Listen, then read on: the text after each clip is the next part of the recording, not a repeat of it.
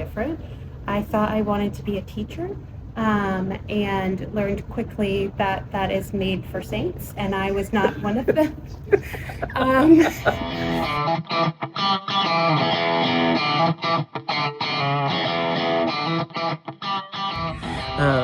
Howdy, friends, and welcome to another Success from Day One Origin Stories with Super Dave Quinn. I'm here with my friend Casey Evans, who is VP of Economic Development at the Orlando Partnership. Did I get that right? Pretty close, Orlando Economic Partnership. All right. Well, we're both in Greenville, South Carolina for the IAMC Board of Directors meeting, and Casey has graciously agreed to spend a few minutes of her day with us today to tell us your origin story. So, Casey, welcome to the show. Thank you. It's great to be here. So tell everyone how you got into your economic development role. Okay, so I feel like most economic developers fell into this role. I am no different. I thought I wanted to be a teacher, and learned quickly that that is made for saints, and I was not one of them. So then I thought higher education, and while it was fun for a while, it wasn't what I wanted to do. So while I was working a side job as a bartender at the Kia, what is now the Kia Center, what was the Amway Center, I ran into what was the Orlando Economic Partnership, or Metro Orlando Economic Development Commission. They were hosting an event there.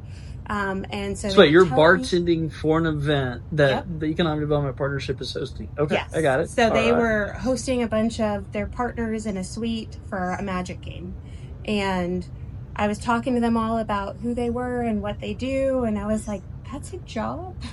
I studied political science in college at the University of North Carolina at Chapel Hill, and we took a lot of classes on economic development, but they were all focused on other countries and not so much the U.S.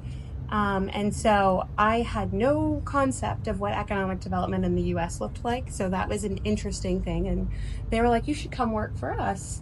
And this was right at the height of the recession, and there weren't a lot of jobs. And so I was like, oh, okay. So she's like, we've got a few openings, you should apply. And so I did, and I went through a whole 6-round interview process, and then I didn't get the job, and I was really bummed about it.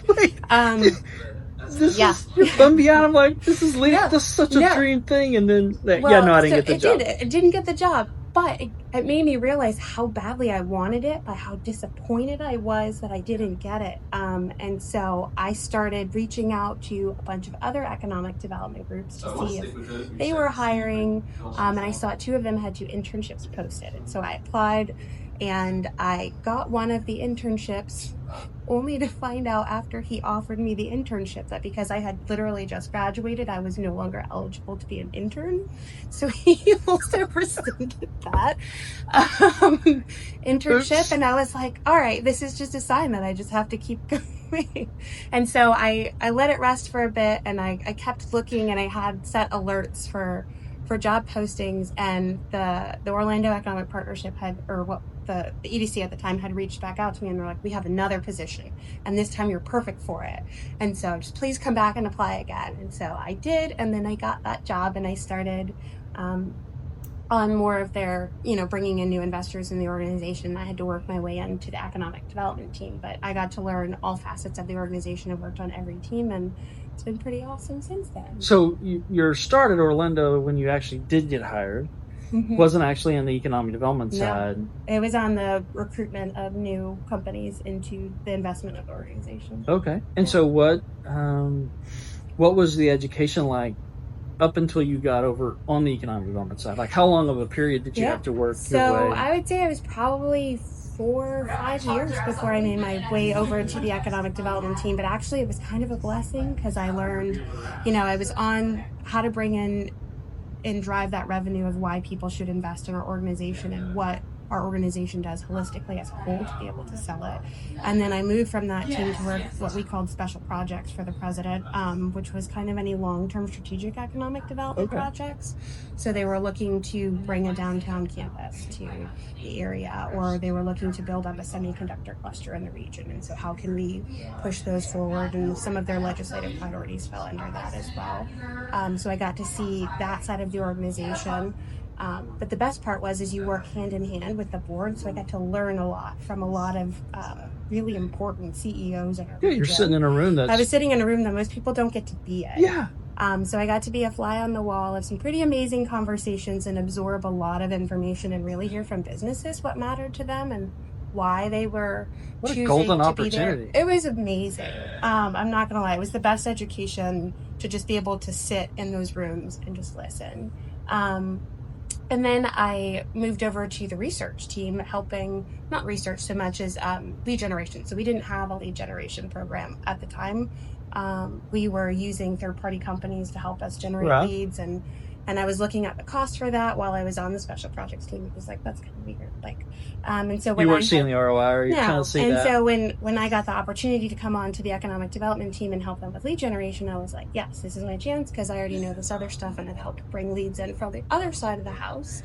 And so that was fun to be able to help them draw new leads. And for the longest time, our organization had kind of written off international projects because a lot of the leads that were coming in were very small and they took a lot of energy and investment of time to bring in. You only got so many resources to spend. Yes. And so the project managers didn't have time when their finite amount of time to work on it. So then I started working on them secretly on my own, and then I closed a few of them. And I was like, look, I can do it. That's amazing. Not only are they yielding jobs in our region, but international companies, while they start small, they will, if you help them, they ramp up quite quickly. And so I was able to show that. And so I think that was enough to let our leaders on the economic development team see, like, no, she's not messing around. She really does want to work projects. And so I had the really cool opportunity to get to shadow a bunch of projects from some of the best economic developers in the state of Florida, and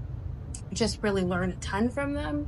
And again, be another fly on lots of walls that I probably had no business being in, but I was blessed with some pretty incredible mentors, and Crystal Searcy and Casey Barnes and Holly Weedman and Rick Weddle, just some of the Those are some great names. Yes, so people I just love and respect so much, and they taught me everything they knew, and I didn't always follow their lead the best way. I have to sometimes learn the hard way, but it was a great time, and slowly working projects and finally closing my first one, and it's just like, it's a good feeling when you get to do that. And I finally closed my first whale, and that was awesome. And just slowly rising in the ranks until I'm leading the team, which is crazy and weird, and still feels like I'm not grown up enough. I don't think that ever goes away, right? You're like, somebody's going to find out I really don't know what I'm doing, and they're going to take my job. Yes.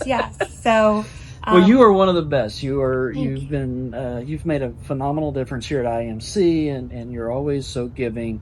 And I think that's the key, is that you're willing to give to others in the industry.